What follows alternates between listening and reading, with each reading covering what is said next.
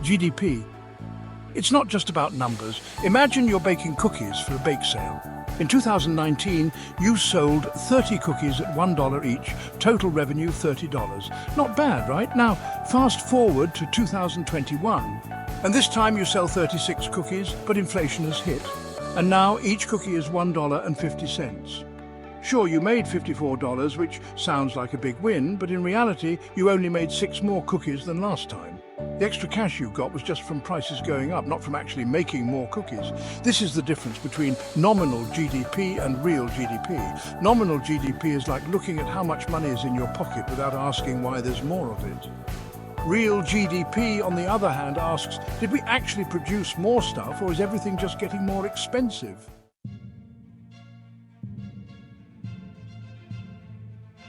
Inflation, the sneaky thief in the room. Now let's talk about inflation. It's kind of like a sneaky thief that comes into your home, but instead of taking your money, it makes your money worth less. You might have more cash, but what you can buy with it shrinks. So how do we measure this sneaky thief? One way is through the GDP deflator, which helps us see how much of the GDP growth is because of price changes rather than actual economic growth. Here's an example to put it in perspective. Let's say in 2019, our bake sale country produced $46,200 worth of goods and services, and in 2021, that went up to $58,300. Great, right? But hold on. When we adjust for inflation, we find that real GDP only grew from $46,200 to $52,000. That's the true measure of how much more stuff we're producing once we remove the price hikes. In other words, the extra $6,300 was mostly just inflation fooling us into thinking we made more than we actually did. It's like thinking you're making progress in a video game, but it turns out you've just been running on a treadmill the whole time.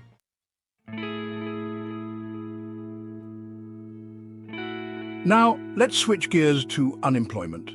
This one's trickier because it's like an iceberg. There's what you see above the surface, and then there's what's hidden underneath. The unemployment rate is often what we hear about in the news, 5% unemployment rate. But here's the thing, just like an iceberg, that number only shows you a small part of the picture. There are all sorts of people who aren't included in that 5%. What about people who've given up looking for jobs because they're discouraged? What about full-time students or retirees who could work but aren't? These folks fall into the category of not in the labor force. And if we don't look below the surface, we miss the bigger story.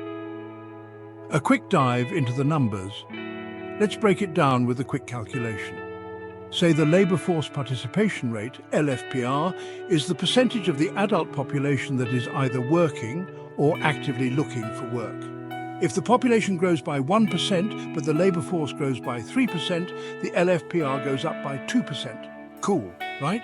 But what if the number of unemployed increases by 2% while the labour force increases by 3%?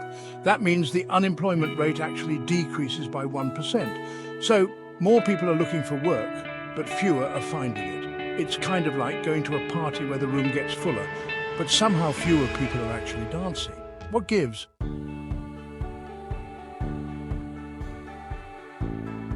The beauty of economic models, simplifying the chaos. All right, let's talk models, not the runway kind, the economic kind. Economic models are like a good Instagram filter. They take the chaos of the real world and simplify it into something we can actually make sense of. Here's a fun example. Let's say we want to know what affects the price of pizza in an economy. We create a model with a demand function, which says people will buy more pizza if it's cheaper and they have more money. Then we add a supply function that says the pizza places will make more pizza if they can sell it for a higher price, and their ingredients, like flour and cheese, are cheap. Now, we let the market clearing condition do its thing, balancing supply and demand until we know exactly how many pizzas get sold and at what price. But no single model can explain everything, and that's okay. The pizza model might help us figure out how prices change, but it won't tell us why people's incomes went down in the first place. That's why we use different models for different questions, whether we're talking about unemployment, inflation, or long-term growth. In essence, models are just fancy tools we use to zoom in and out on different parts of the economy. Sometimes they're like a microscope, showing us tiny details, and other times they're like a drone giving us the big picture.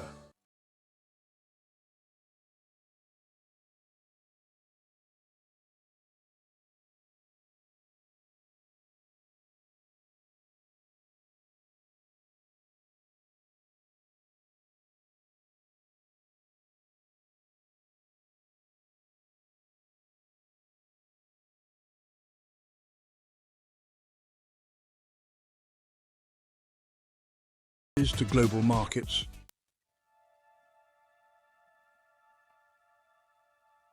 Inflation, more than just rising prices. So we talked about inflation being a sneaky thief, but it's more complex than just prices going up. Imagine you've saved $10,000 for your dream vacation, but inflation kicks in and suddenly that same vacation costs $12,000. Your money didn't vanish, but it's worth less than it was before, like sand slipping through your fingers. But here's the kicker.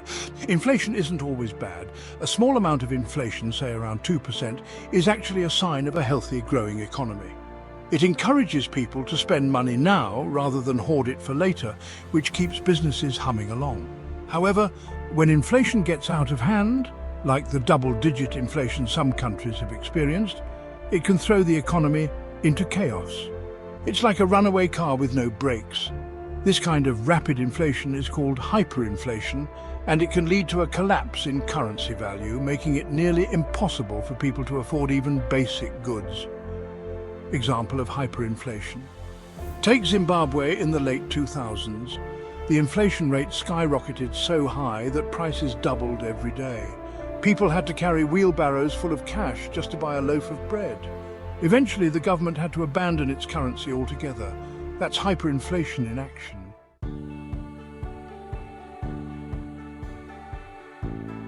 So how do governments prevent hyperinflation while still keeping the economy growing? This is where monetary policy and fiscal policy come into play. Monetary policy is controlled by central banks, like the US Federal Reserve. They use tools like interest rates to control inflation. If inflation is getting too high, they can raise interest rates, making borrowing more expensive. This slows down spending and cools off the economy. It's like turning down the heat on a pot that's about to boil over. Fiscal policy, on the other hand, involves the government adjusting its spending and tax rates. For example, during a recession, the government might lower taxes and increase spending to stimulate demand. Think of it as giving the economy a little nudge to get it moving again.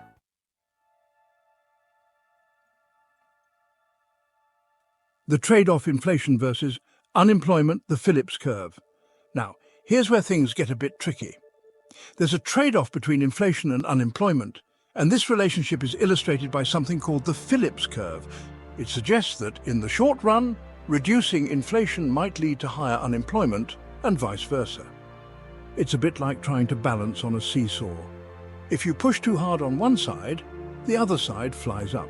Governments often have to decide which is the bigger problem at the moment: rising prices or rising unemployment. Example. Let's look at the 1970s in the United States. Inflation was running rampant, so the government raised interest rates to control it. But that led to higher unemployment, and the economy entered what we call stagflation, a nasty combination of stagnant economic growth and high inflation. It's the worst of both worlds.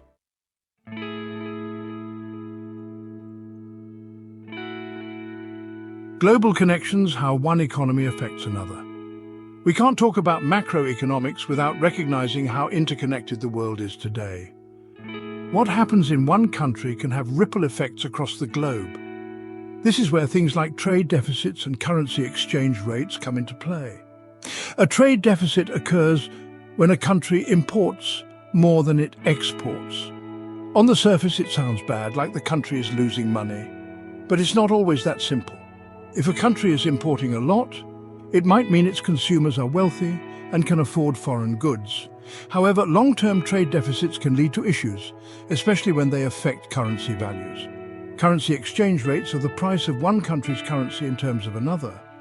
These rates can fluctuate wildly, influenced by everything from interest rates to political instability. A strong currency makes imports cheaper, but can hurt a country's export competitiveness. Meanwhile, a weak currency makes exports cheaper, but can lead to higher inflation as import prices rise. Example. In 1997, several Asian countries experienced a financial crisis when their currencies collapsed in value. This triggered a wave of panic across global markets, showing how interconnected economies had become. Even countries not directly involved felt the effects through lower trade and investment.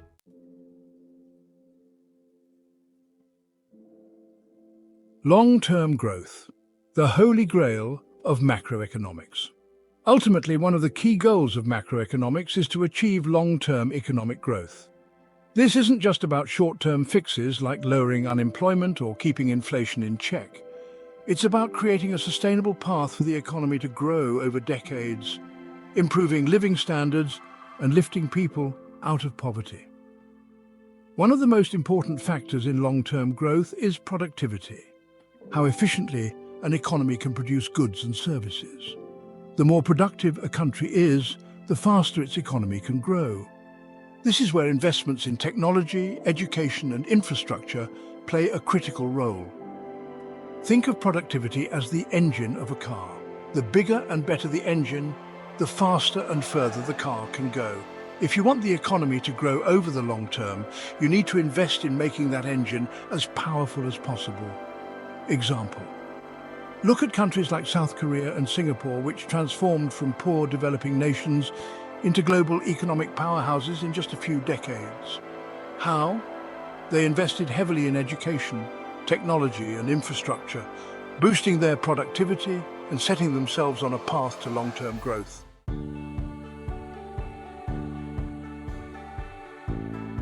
Wrapping up macroeconomics in the real world. And there you have it. We've gone from understanding GDP, inflation and unemployment to diving deep into government policies, global connections and long-term growth. Macroeconomics is the key to understanding not just how the economy works, but how it affects our lives on a day-to-day basis.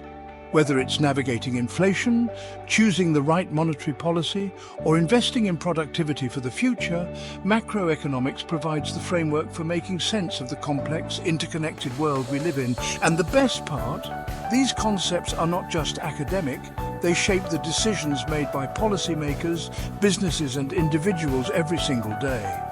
The more you understand them, the better equipped you are to make informed decisions in both your personal and professional life.